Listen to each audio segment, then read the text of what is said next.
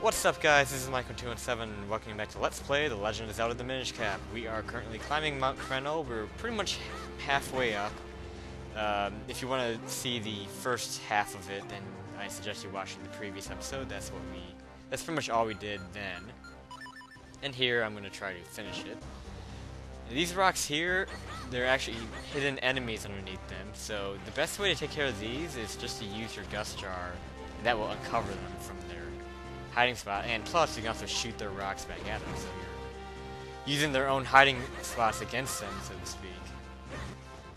So I don't know if I should be going right first or not. There's also a left path you can take here. And yeah, if you're worried about those guys, you can always just suck up any rocks you can.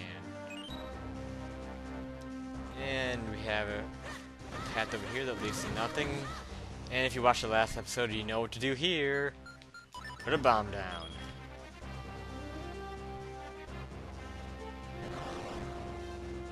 And this chest here should have a Kinstone piece in it. Get out of my... These red choo-choos are a little more annoying than the green ones. They seem to take longer to kill, and they also stay, like, not underground, but kind of... They stay squashed down to where they're not vulnerable. A lot longer than the green ones do. I don't know if it's just my imagination, but they seem to be a lot more annoying than the green ones. Here are some gray choo-choos. These ones actually turn into spikes, and I believe you can bomb them when they're in that form, but I just like to wait for them to come out of their spike form. That's a lot better. You can blow up both of these rocks with one bomb, so... do that. I like to get rid of this guy, just get him out of the way. We want to be careful not to push a block, though. I believe you want to push the one on the right first, but remember these blocks you can only push at one time. Some cases only in one direction. Sometimes you can push them in multiple directions, but you can only push them once. That's the key with those blocks. And then we're back out here, and we have one of these again. I don't know if there's anything special down there these rocks are. There probably is like a Kinstone.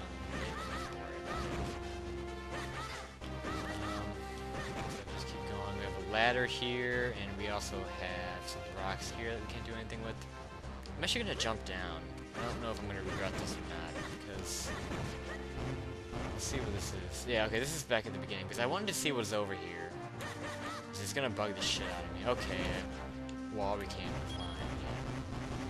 So that was actually a poor choice. I'll get back up there. I'll meet you in a second. Alright, we're back at this little ledge, and we need to climb up this ladder. That's our only choice. Because again, we cannot climb up the rocks yet. Now let's get our gust jar out so we can uncover any sneaky turtle enemies. These Tektites. There are a lot of enemies on Mount Crenel. And they're all pretty annoying, because we all know how annoying Tektites are. They always are annoying. We have P-hats that are, can get in your way, and the stupid rock guys. Mount Crenel can actually really kick your ass as far as enemies go.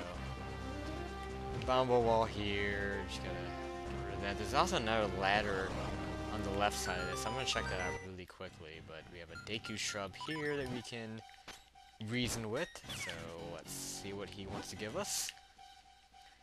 And he's gonna give us a important item. It's the grip ring. You can buy for 40 rupees, which is not bad.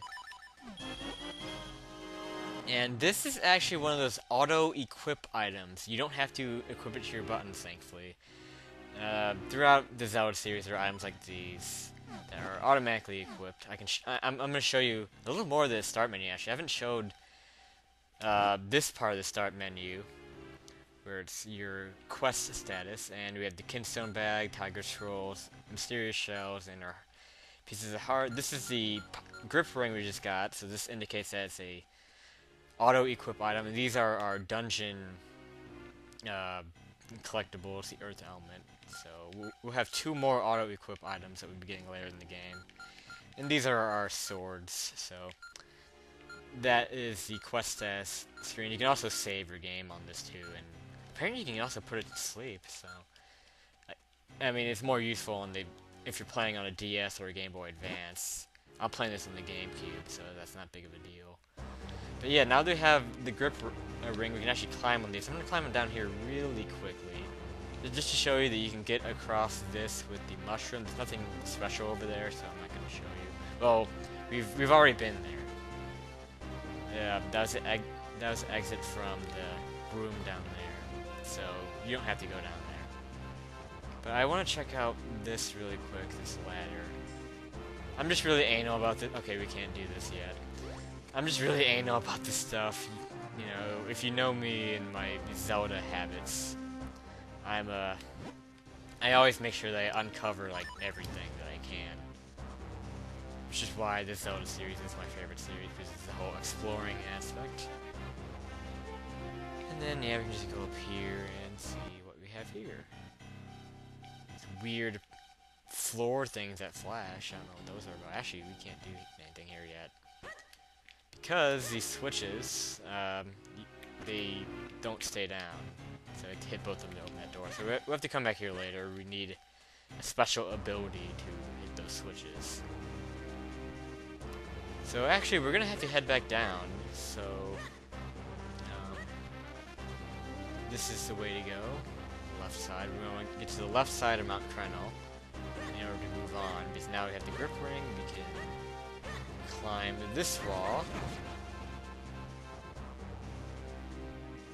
And this is a pretty big-ass wall to climb.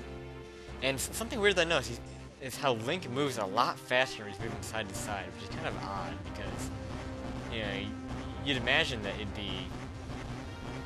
be a lot harder to move side to side than up and down. Yeah, there are rocks.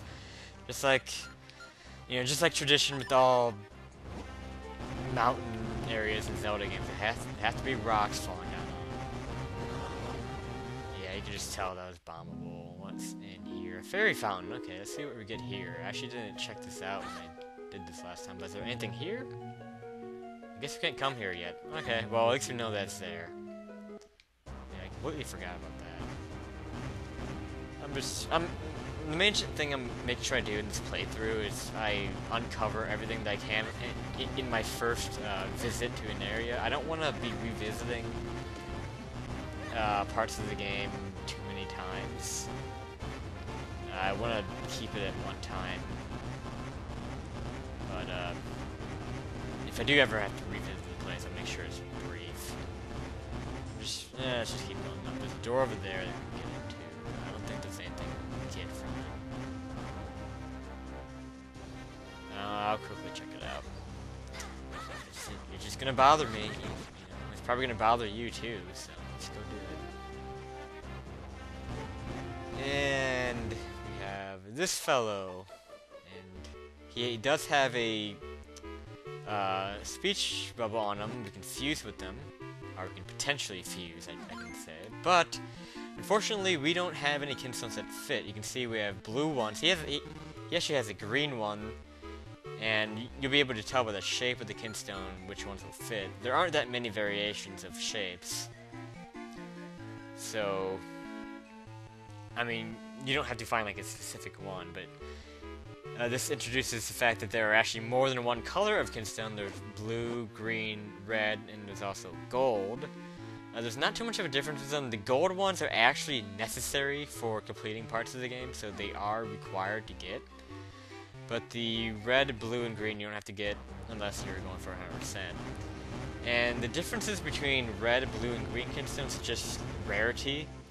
Green ones are the most common, blue are in the middle, and red are the rarest. Actually, well, technically, gold are the rarest. And I might have to double check this, but I believe the rarer they are, the better prices they lead to. I might actually be wrong about that. It may just be randomized. So I don't know if I'm gonna come back for that guy or not.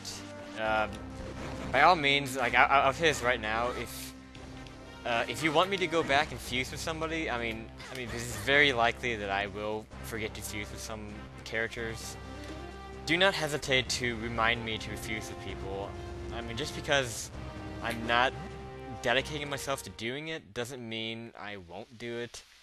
Like, if it bothers you, then I'm not gonna go back and fuse with somebody, then I'll go back and do it. I mean, worst case scenario really is, you know, I don't know if it's worst case or best case scenario, but if I have to, I'll just make a bunch of bonus episodes of me just doing Kinstone Fusing. This game is gonna be a... I can already see this game having a lot of bonus episodes. Oh, we have raindrops here. Let's see if I can get through this without taking the hit. It'll be kind of tough to do. Oh, can I make it? Oh, can I make it? That actually wasn't that hard. I made that a little bit more dramatic than I needed it to be.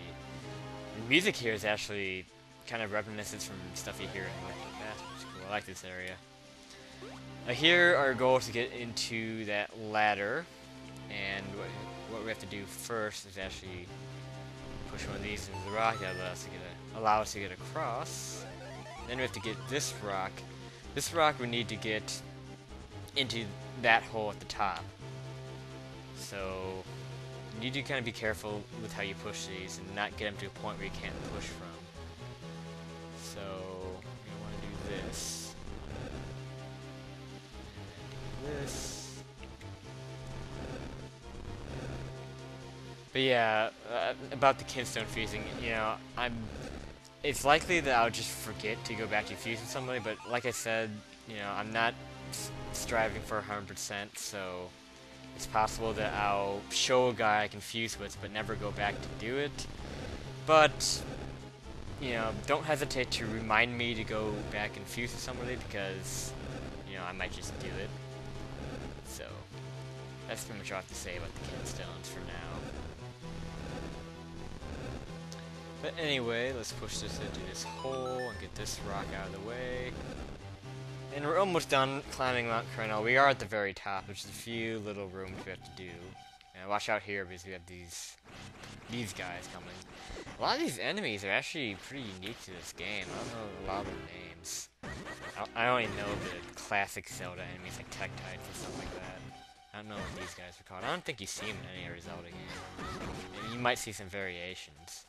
Okay, here you have some blocks that you can move and you can't move. This one you can't move, this one you can. So you have to be careful here. Okay, we want to go up here, right?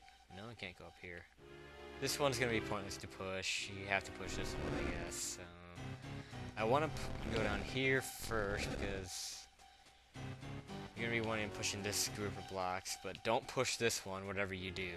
Otherwise it'll screw you up. That's not gonna work. Oh, what the hell? Did I push that one already? I may have just proven my point wrong about blocks being pushable more than once, but maybe I just wasn't paying attention.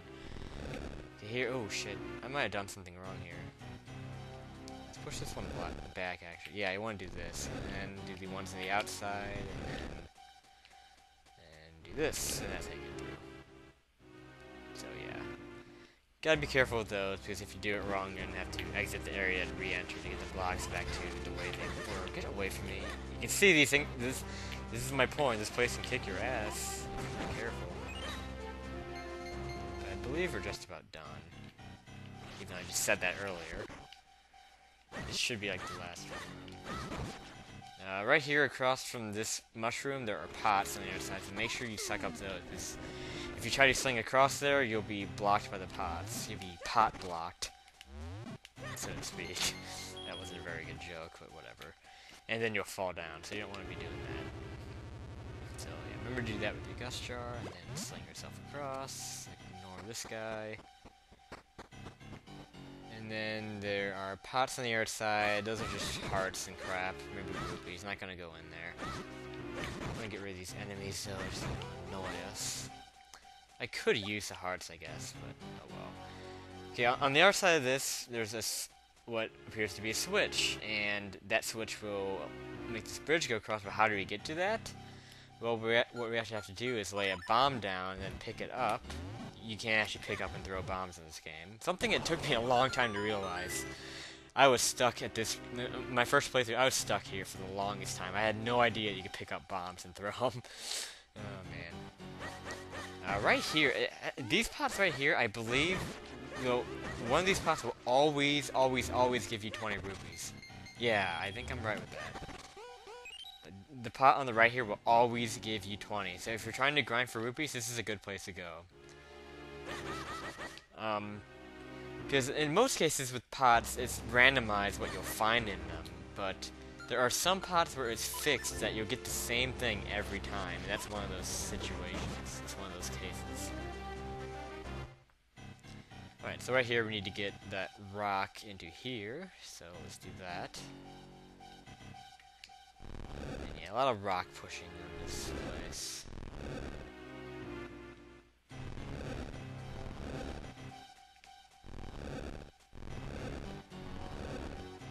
And just be careful, one up, and then one over, and then one up.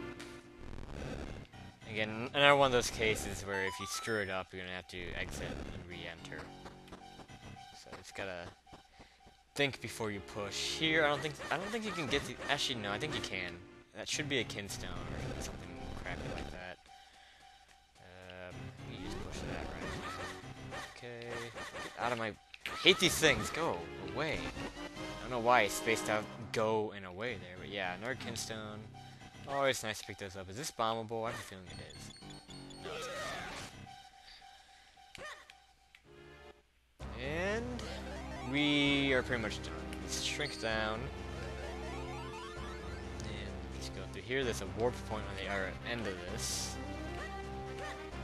But I don't think we're going to get to it quite yet. Yeah, we're taking that into our next town. This is Malari's Mines, and this is a good place to stop this episode of Let's Play The Legend of Zelda: The Minish Cap. This is where we will be meeting Malari, who will be able to help us forge this Picori blade, or help us fix this broken Picori blade. So, we will be meeting him next time. So, this is Mike1217, and I'll see you later.